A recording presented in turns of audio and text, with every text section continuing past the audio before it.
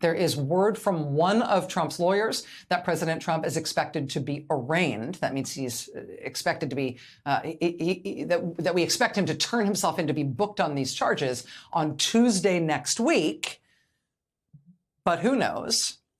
Because that gets us to the one actually completely off the rails thing that has happened today.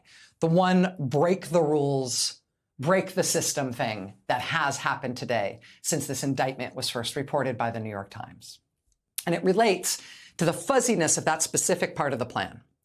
The way it logistically works for a person to be indicted on felony charges. Specifically the question of Trump turning himself in to face arraignment. There is one thing that has happened today, not the indictment itself.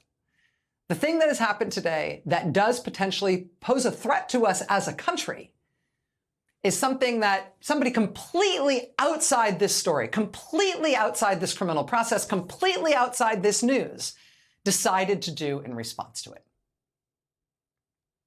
And that is something that happened within 5 minutes of Trump's lawyer first putting out the first statement to reporters that Trump would turn himself in for arraignment early next week. We got one Trump lawyer telling reporters early next week, Trump will turn himself in.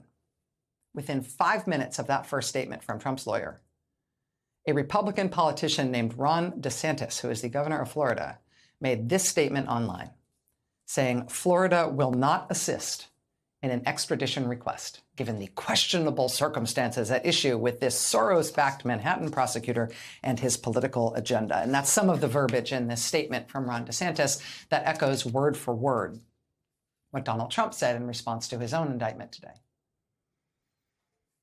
He's echoing Trump's language exactly, which is fine. Criticizing the legal process, criticizing the indictment, criticizing your perceived political enemies, calling for your supporters to blah, blah, blah. Okay, got it.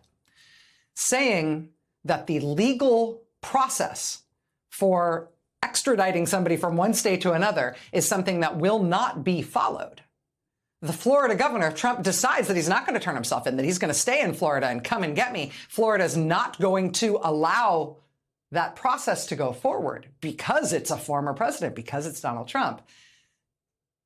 Well, that could break us. I mean, indicting a president, indicting a politician is a normal thing in this country. Trying to say the legal system no longer applies in this country if you try to apply it to our political guy, that is something that can break the rule of law in this country. That is something, I mean, if anything, is the first proverbial shot at Fort Sumter today. That shot was fired not by Donald Trump, but by Ron DeSantis.